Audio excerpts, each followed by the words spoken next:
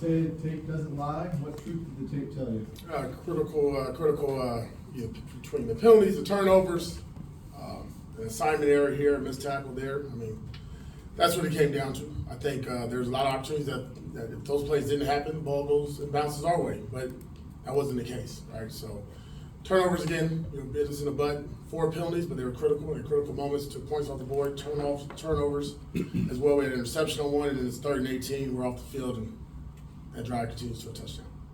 I asked you before the season about Luke Getsy calling plays from the field or the booth, and you said we kind of play by ear. Is there any thoughts of moving Getsy upstairs or maybe get a better view of the field to smooth the play calling? I mean, I've thought about it. I haven't made a decision yet. AP, clearly the refs have a directive from the NFL that got to protect quarterbacks, so I'm not blaming them. But when I went back and watched the Matthew Butler personal foul, had his arms on him before the ball was released, I know it's the rule and they enforced it properly. How do you teach a player to play differently? I didn't see anything that he could have done. I'm not blaming the refs.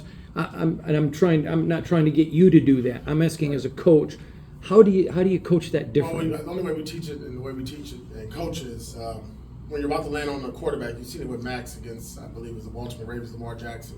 You gotta kind of hit him and kind of roll to the right and left. You can't put all your body weight on him. You can't land directly on him. Okay. Right, wrong. I mean, they called it. I mean, we do teach it to go to one side or the other, and that's the biggest takeaway that we're going to talk to Matt Bowler about. I guess similar to that, just in terms of coaching points, on the ineligible man downfield, looked like Jackson and Andre were blocking, and then they kind of disengaged and they were stuck there. Like, I guess, what are they supposed to do?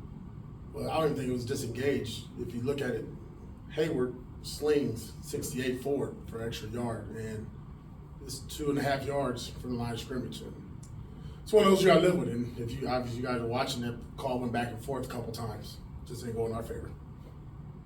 When you watch the film, are you happy with the defensive pressure you guys put on Justin? I thought we did a good job in the first half. I thought it was consistent. There's obviously some times you saw some breakdowns where he's able to escape. But look, that's a good quarterback. That was going to happen. But I thought the rush integrity, the coordination, the pressure, I thought Trayvon Merritt did a hell of a job by the line of scrimmage. Some pressures that he brought really helped us there. Diablo looked lightning fast, and that was good to see with him. He flashed. So really pleased with what we did, as far as rushing the passer in our passing game. It seemed like the energy Diablo brought, especially in the first half, was something that was good for the team to get back out there. What did you see from him yesterday? I thought the energy was good in the first half from our entire team, to be honest, even with the mistakes that happened late in the second quarter. I thought the guys' effort was there, the energy, the tackling was really key early on in the game. You saw a lot of Raiders around us, some big gentlemen there on the other side that you got to get to their legs quickly and get them down. But I thought Diablo, like we always talked about, he moved like a linebacker. Really good job in coverage on that interception. If you watch him, he's reading the quarterback, shuffle, and then he makes a little burst there, and he makes a hell of a play on the ball. Ja'Cory Bennett went in and out quite a bit. Was that part of the game plan? Did you guys see something that you thought you could take advantage of? Oh, no, it was just personnel. It was just personnel. Coach, speaking of personnel, and on the very first drive, you guys moved the ball 10 plays, 70 yards. Alexander Madison had over half of those yards. Second drive, he's out of the game. We asked Alex after the game if he was healthy. He said yes. What explanation did Luke Getsy give to you for why Alex was not in the game on the second drive of the game? Yeah, I mean, I think we always try to keep guys fresh. I don't think it was on purpose or anything of that nature. And obviously, Alex has been really a bright spot for us running the ball. If we just go back to week 1, I think all our touchdowns mostly from him at the running back position. He's done a hell of a job. Catch the ball at the backfield, protection. I think that was just the flow of the game.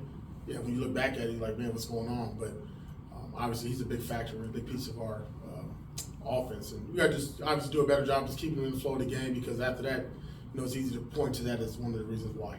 Earlier, at the beginning of the season, Jonah was a guy that you guys picked up and you said you would like to. Who was that?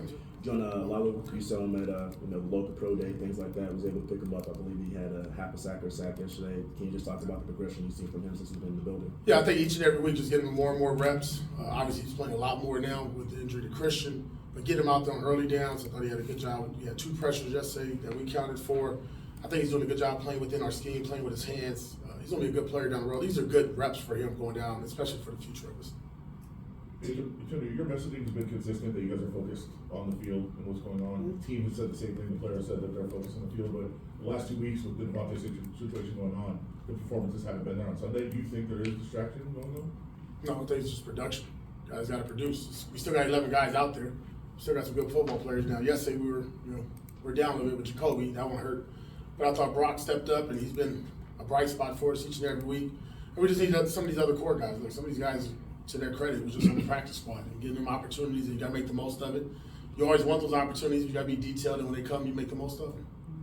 When it comes to Brock, Antonio, has he been more than advertised at Wichita? I mean, obviously taking him 13th overall, you're expecting a lot out of that guy. But in terms of what he's been able to produce, has that been a surprise, or how big of a surprise? I don't think it's a surprise. It's everything you saw on film. It's now in the National Football League. It's for the Raiders. I mean, hell of a job even on that penalty, right on the holding call, one-hand catch. I mean, the yak. I mean, the things that we're able to do with him. I mean, it makes it tough matchups. You can see now teams are trying to change up ways that they're defending him. I think with Brock though, what I love and foremost, if you just watch the running game, just watch him finish guys down the field, out of bounds. There's a clip with him and T.J. Watt and the way he finished that run. I mean, that's what makes him unique because we know how special he is in the passing game, but to then go out there and have that effort in the run game, that's legit. AP, watching the film, it really looked like Glaze had a very good game. I'm not calling him Anthony Munoz, but for a rookie, how pleased are you with his performance? Yeah, I mean, Watt is a special player, and we've now seen DJ in it for 3 weeks in a row now, and I don't think he's given up a sack. I know we had the penalties last week, but to watch what he did in the passing game, especially against Watt, and just we talked about this when he was going against Max and these guys in training camp. His ability to stay in front of people, use his hands. I mean, he's really light on his feet, really good athlete. And now, did we chip and do some things to help him out? Of course, he's a rookie, going against an all-pro, one of the best in the game. But I thought throughout the body of work was really, that's a bright future for us if we can keep that going. You have any more takeaways when you look back at the people in the challenge situation? Yeah, I mean, that's one of those things, man. Like, it's going fast. Momentum is on our side. They're subbing. Guys are out, down, The play just happened so fast. Yeah, when you look at it in retrospect because of what happened the next play, you won't throw the challenge flag. But didn't do it, so I can't live off that word. What did you think of Aiden's performance with his first start? I thought he got off to a fast start. Quick, got the ball out of his hands. We wanted to take some more shots down the field. That didn't happen when you took one down the field. Wanted more. The interception at the end, third 18, trying to make a play, but just be smart still with the football. We don't want that to show up on the stat sheet. But I thought he stayed in the pocket. He gave us a chance, and and Aiden was Aiden. Like that's what we expected. Nothing more, nothing less. Talk about the fast starts the last couple weeks. Have you guys been putting more like a concerted effort on like scripting or just planning like real quick first opening drives? You talking about offensively or Yes, just offensively. that was the first drive was scripted. I thought Luke and those guys did a hell of a job. And then obviously you got to make adjustments, right? And they started to make adjustments as well. But yes, that's been the key for us offensively. Having that script, getting guys comfortable, especially the quarterbacks and receivers, knowing what's coming, what they expect. You can walk through that 1,000 times. And the good thing is we put it on paper. What we're struggling at right now is in the second quarter, right? Something's going on late in the second quarter, either turnover or bad play on defense, and we're not going into the half the way we want to. How do you stop that from snowballing? Because that's what it seemed like it was yesterday. One thing led to another. Yeah. Well, I will say this, right? Even after the fumble, they scored a touchdown and didn't go back even to like the block punt. I think the defense does a good job responding. We're fighting. We got an interception. Again, there was a penalty there that took it back. Guys are battling their asses off, right? They're battling. They're not blinking. They're not flinching. You hear it on the sideline. They're like, "AP, we got it." They're telling each other they got it. It's just you can't have those kind of plays, man. Like you can't turn the ball over. You can't have penalties. That's just the easiest way to lose a football game, and we're doing that.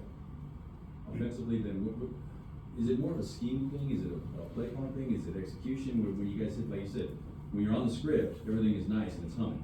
And then once you get off scripts, it seems like things just kind of go sideways a little bit. What's going on there, do you think? I think it's both. I'm not going to put it on the players, I'm going to put it on the coaches. It's both. It's hand in hand, right? Because there's a play call that's called in, and it's not always the best play call. It doesn't matter. But it's up to the players to make it the best play call, and vice versa, right? So I think as we go in here and I talk to the team, being detailed, doing your job to your best ability, straightening, finishing, and then obviously as a coach and a coordinator, putting your guys in position to make plays. That's what you be paid to do. And we obviously got to find a better way of getting the ball into our playmakers' hands, being more creative. I thought, let's go back just a couple weeks ago. When we needed some explosive runs, we found creative ways to do that. So whatever we got to do as we're battling guys in and out the lineup to be creative, to create explosive plays, we got to do it throughout the course of the game. You mentioned that block punt. Sorry, was that a miscommunication on the line? Just kind of Yes. rush up the middle? Yeah, communication error. Yeah. Going back to Brock, is that the next step in his development, or where teams are focused on him as the primary guy, and he still may be able to make plays? Give me a second. Also, is it the next step in Brock's development, where opposing teams are kind of focused on him as the primary guy they're worried about, and he still can make plays? Yeah, I mean, but you still don't want to force it though, right? There's 2 other guys there, like I said, just other guys stepping up because at the end of the day, look, we're not going to ever not go to Brock right now. Even when he's covered, he's open. That's how I look at it, right? Tone the Rock, big hands, big mitts, he catches everything around him. So just keep, don't force it, be smart, and then obviously if there's something else that's available, take those plays as well. I think it's going to be just really key when we start getting our guys back and we get healthy. That should really help us as well. AP, do you want your offense to be more attacking? I'll give you an example. First drive of the second half, 1st and 20, run up the middle. 2nd 18, run up the middle. Do you want to see them be more attacking? Yeah, I mean, I'm not trying to be conservative at all. That's not what we're preaching. But if it is 1st and 20, that's bad ball too now, right? So not negative play happened. We had a holding penalty on that play. If you think about it, it was a 20-yard reception to Brock that got called back because of a holding penalty. So, do you want to have 2 consecutive runs? Maybe not, right? Then on 3rd down, it's obvious what you got to do on 3rd and 18. That's going to be in favor of the defense. So I think just putting ourselves in a position where first and foremost, we're not in 1st and 20. We got to do a better job on P&Ts on 1st and down, so we don't have so many 3rd downs. You don't want to be in the world of having 12 and 15 plus 3rd downs each and every week. You did mention, Antonio, guys getting healthy and coming back, and you said last week that Devontae's hamstring is getting closer. What's the latest with him? Same as I know. I haven't talked to Chris today. It's around 9 o'clock. I just finished with the coaches. So I know more probably today, later on today, and obviously Wednesday when I talk to you guys. Same for Jacoby. Yeah, I'm hoping so. We try to get Jacoby, try to give it a run on Sunday morning, just wasn't able to do it. Very good. Thanks, Coach. Thanks, AP. Appreciate it.